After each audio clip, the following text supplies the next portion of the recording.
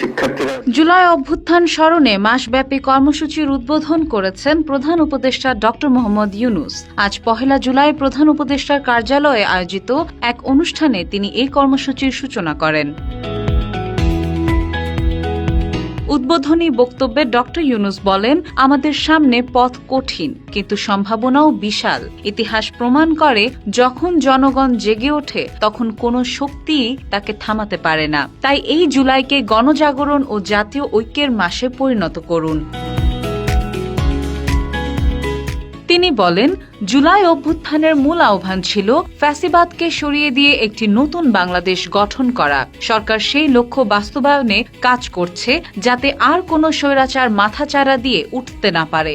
তিনি বলেন, এই কর্মসূচি কেবল স্মরণ নয় বরং একটি নতুন শপথ। গণতান্ত্রিক অধিকার, রাজনৈতিক দায়িত্ব ও রক্তের ত্যাগকে স্মরণ করিয়ে দেওয়াই এর মূল উদ্দেশ্য।